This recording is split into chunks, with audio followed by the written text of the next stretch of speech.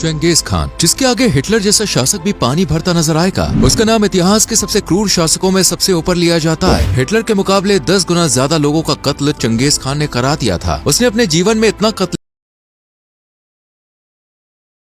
मचाया था कि बताया जाता है कि एक समय पर वातावरण में कार्बन डाइऑक्साइड की मात्रा कम हो गई थी। कहा जाता है कि उसने इतनी महिलाओं के साथ संबंध बनाए कि आज के समय में दुनिया के 160 करोड़ लोगों में उसका डीएनए पाया जाता है। चंगेज खान ने दुनिया के 22% हिस्से को जीत लिया था। जीवन में 4 करोड़ लोगों को मारने के बाद जब उसकी मृत्यु हुई तो उसके बाद भी उसने 40,000 लोगों को मार दिया था। मरने के बाद भला कोई कैसे 40,000 लोगों को मार सकता है? ये स्टोरी काफी इंटरेस्टिंग है और इससे चंगेज खान की सन की सोच के बारे में भी पता चलेगा। चंगेज खान के बारे में यूँ तो ढेर सारी मिस्ट्रीज हैं, लेकिन उसकी कब्र या मकबरा आज तक नहीं मिल पाया है और यही उसके जीवन की सबसे बड़ी अनसुलझी पहेली है। आखिर ऐसा क्यों? दोस्तों, चंगेज खान का नाम सुनकर सभी को लगता है कि वो एक मुसलमान शासक था, लेकिन असल में चंगेज खान मुसलमान नहीं था। वो मंगोल का रहने वाला था और टेंग्रिस धर्म का अनुयायी था। चंगेज खान का असली नाम तैमुजिन था। साल 1162 में लेक बैकाल के पास मंगोल्स के एक मुखिया के घर तैमुजिन का जन्म हुआ था। साल 1171 में जब तैमुजिन 10 साल का था तब उसके पिता येसुजेब बगातू की मौत हो गई थी। बताया जाता है कि किसी ने आपसी रंजिश के कारण उसके पिता को जहर दे दिया था। पिता की मौत से पहले तैमुजिन उनसे काफी विद्याएं और हथियार चलाना सीख गया था। केवल 10 साल की उम्र में ही तैमुजिन को कई विद्याओं में महारत हासिल हो गई थी। जब तैमुजिन का जन्म हुआ तो उसके हाथ के ऊपर एक लाल रंग का निशान बना हुआ था। उस निशान को देखकर ज्योतिषियों ने भविष्यवाणी की थी कि आगे चलकर ये कई लोगों के खून की वजह बनेगा और एक बड़े साम्राज्य पर शासन करेगा। पिता की मौत के बाद तैमुजिन की माता के ऊपर 7 बच्चों की जिम्मेदारी आ गई थी। उसके परिवार को कबीले से बाहर कर दिया गया था। पूरे परिवार को एक सुनसान पहाड़ी पर मरने के लिए छोड़ दिया गया। उस समय तैमुजिन को समझ में आ गया कि इस दुनिया में सबसे बड़ी कोई चीज अगर है तो वो है ताकत। जिसके पास ताकत होती है दुनिया उसके सामने खुद झुक जाती है। तैमुजिन बचपन से ही काफी क्रूर था। तैमुजिन जब 16 साल का था तब उसने बोरते नाम की महिला से शादी कर ली थी, लेकिन कुछ समय बाद ही बोरते को एक अन्य कबीले के लोगों ने अगवा कर लिया। मंगोल्स की खास बात ये रही कि वो कभी भी अपना अपमान भूलते नहीं है और अपने अपमान का बदला लेना अच्छे से जानते हैं। तैमुजिन ने अपने भाई जमुखा के साथ मिलकर एक सेना तैयार की और अपनी पत्नी बोरते को सम्मान के साथ वापस घर ले आया। उसने पूरे कबीले को एकजुट कर दिया था। अब तैमुजिन की बहादुरी के किस्से दूर दूर तक मशहूर होने लग गए थे।